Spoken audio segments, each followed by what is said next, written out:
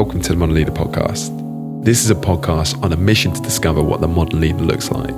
We sit down with some of the best leadership minds to hear how they've been challenged, how they think and feel, but most importantly, what they've learned. My name is Brookline, and I'm your host.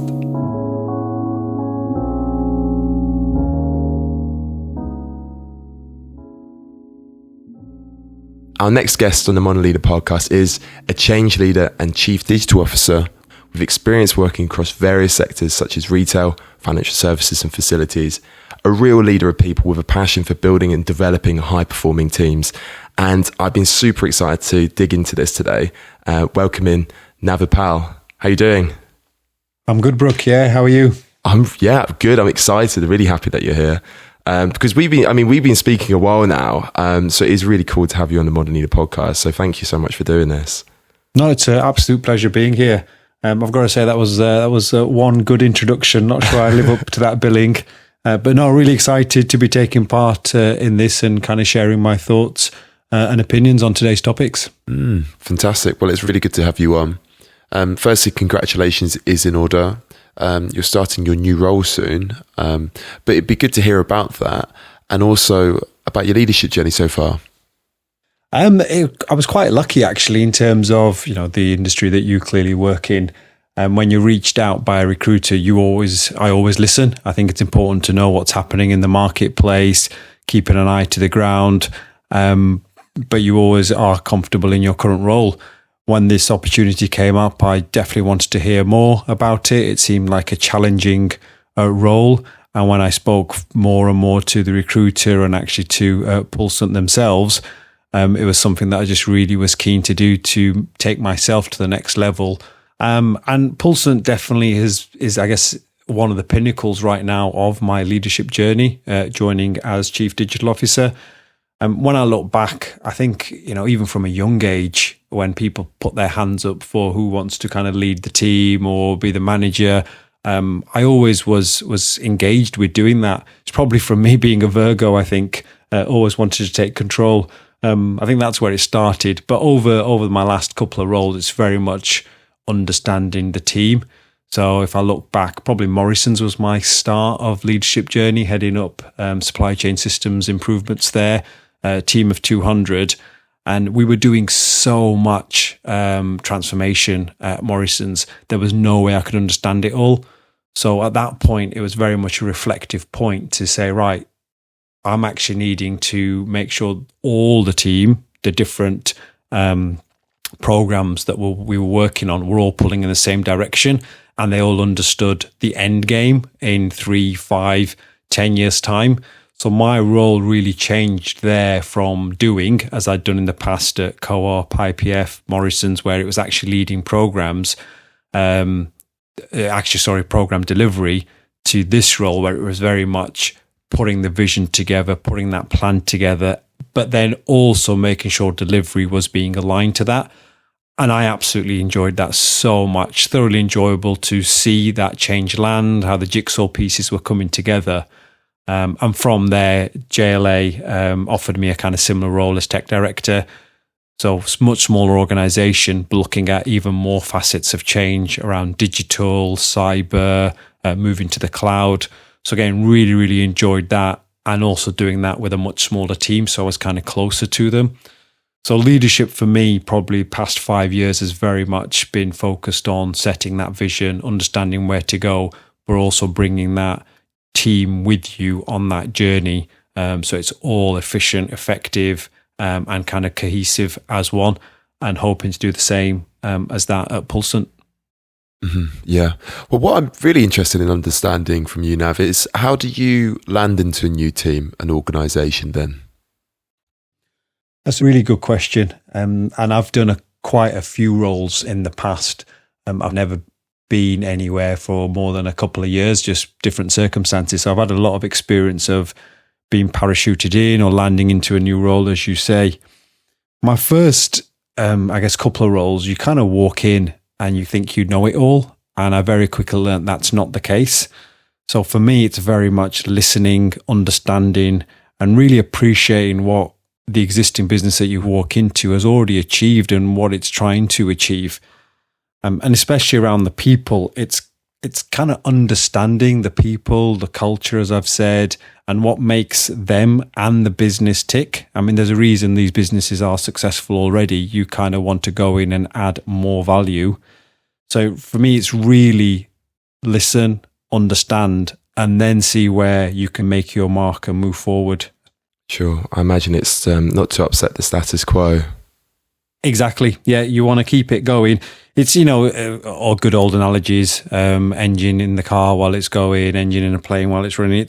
You want to blend what you can bring to the situation into what its currently successes are. And it's that mix, I think, that makes new people coming into an organization really succeed. I mean, no two teams are the same. No two businesses are the same. We all know that. So it's really giving time to listen, adapt, understand what that team, what that business is achieving. But at the same time, being clear on what you are bringing to the table, setting expectations. If there's a different way of working that has worked for you in the past, 20 plus years, you want to bring those skills and that experience. I mean, that's kind of why you're hired into these positions, to change what areas you think you can based on where you've been successful in the past. So setting expectations, meaning kind of setting a vision. Vision, ways of working, what you like, what you don't like. I think it's important you get to know each other as people as well. Ultimately, we're spending a lot of time with these colleagues and new teams and new stakeholders. So it's a mixture of, what works for you professionally, personally as well, but also, yes, definitely the vision. Once you've understood that, created that strategy, created the purpose of what you're there to achieve, you have to share that with your team, the wider business, and even externally. So setting a vision, obviously that's really important. But what are you doing to create a shared vision, and changing the beliefs of the team? And I guess why is a shared vision important? I think for me, the vision comes with the why. So why are we in business? What do we want to achieve? And it's really important that the team understands that, but also, as I said, the wider stakeholders and the business. We need to understand how we contribute to that vision. People talk a lot now about purpose. If your purpose doesn't match the company's vision, are you ever going to give your 110%? Are you always going to care enough to go that extra mile? So it's important, I believe, that all colleagues understand what this business is here for, what it's trying to achieve, what its successes will be, and linking that back to you as a person. So that's why it's really important to understand the vision. You want people to care. Not everyone will 100% care or align themselves to that vision, and that's fine. And that goes back to my earlier point about understanding people. But it is critical that we understand the why of why that business is here. Mm-hmm. How do you go about explaining the why to both the technical teams and the executive board? I imagine those are two different conversations, or are they? I think the themes are similar in terms of back to the why. They all need to understand the rationale behind what we're doing. I think the messaging can be and should be different. I think for your team, it's very much a cascade, because you'd expect the vision to be set from top down. They understand the business priorities, what the objectives are, and then that then is cascaded to the teams to get their involvement to actually implement the vision through transformative change. Presenting the vision, the strategy to the board to get their buy-in is going to rely a lot more on metrics, quantifying the benefits, how this will be implemented, to get that approval to actually go ahead and implement it. So for me, in this situation, I guess, is the jam between the sandwich. Mm-hmm. The top layer, you want the buy-in to actually what you want to achieve, and the bottom layer is actually where you're going to drill down to implement that change. So it's very different messages, but the themes behind it of the why should be the same. Mm-hmm. Nav, what do you think the best piece of advice that you received is? I have a key question that I always ask back in interviews. You're being interviewed by very senior people who've been there and done that, and it's my one opportunity to learn from them. So my question to them has been exactly what you've asked me. If there's one thing you can pass on as information, what would it be? And I've been surprised by the number of people who've said the same thing, which is always surround yourself with the right team. Mm-hmm. And then they go on and elaborate that, as a leader, you're not meant to know it all. You're meant to set the vision, you're meant to set the standards, you're meant to lead from the front. But actually, you don't know the nuts and the bolts. You don't know how things work, and you're not meant to. But the people around you, the team, should absolutely know that. And it's important to build that team around you that does.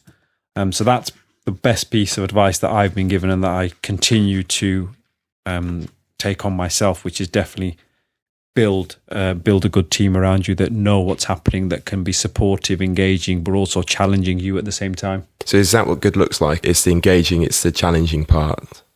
Definitely. I mean, you're going to spend a lot of time with these people. You want to get on with them. You want to get on with them personally as well.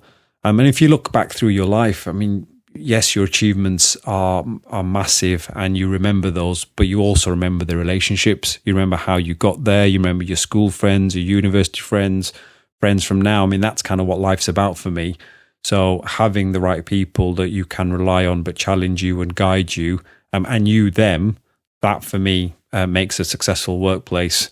I think Richard Branson said it, look after your colleagues, they'll look after your customers. And I think that's an absolutely fair statement. On the topic of building teams, what is your process to building the right team? For me, it's again going back to that listening. So I think any team can be the right team with the right leader and the right mix.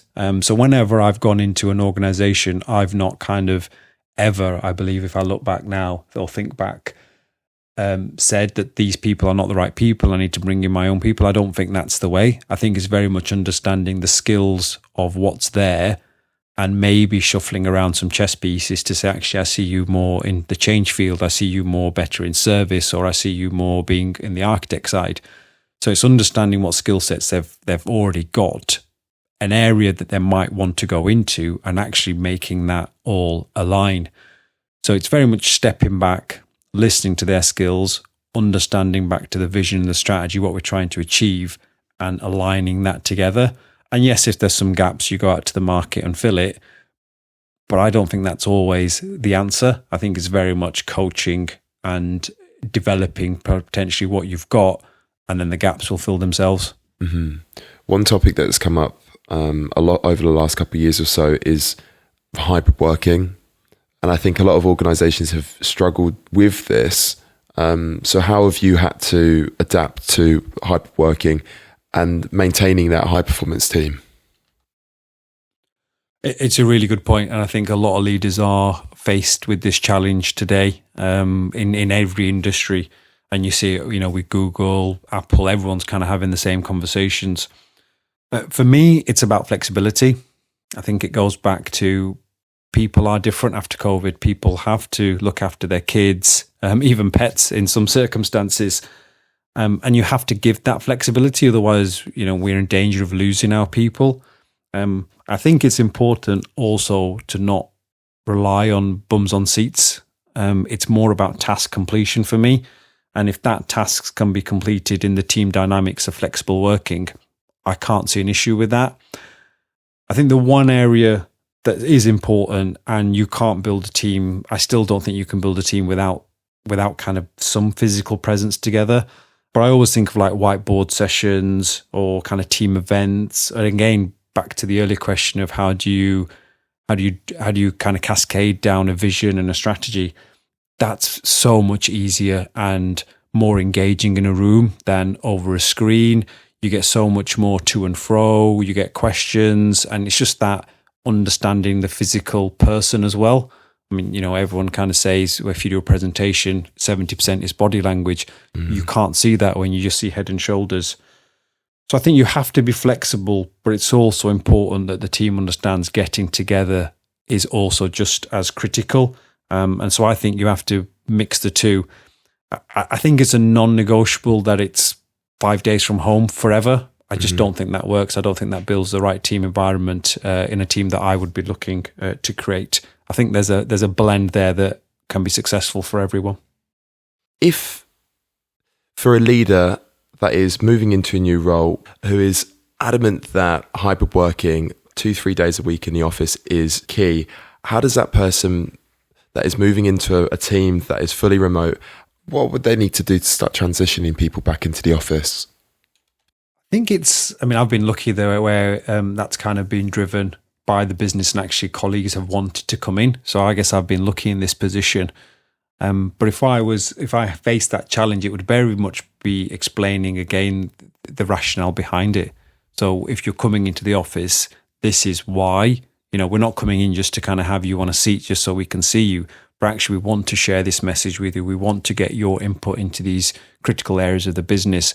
And I think once you can start on that footing, people themselves will see actually coming into the office is the right thing to do. We're getting more out of this. We're being more productive, and we're getting to meet our colleagues more. So it's very much, I think, with any change, with any transformation program, with anything we do, even with our kids, it's important to explain why we are doing this. And I think if you can do that, it's difficult for colleagues and kids and whoever else to actually argue the point. If your why is not strong enough, then that's on you to go and figure that out and actually develop that. So it is. Nav, those are all my questions today. So thank you so much. It's been a real pleasure to have you on. Oh, it's been amazing. Thank you so much, Brooke, for giving me the opportunity. And I hope I've said a few things that people can take away and make a change in their working lives, working cultures. And if anyone has any other questions, happy to be engaged in them. Amazing. Thanks, Nav.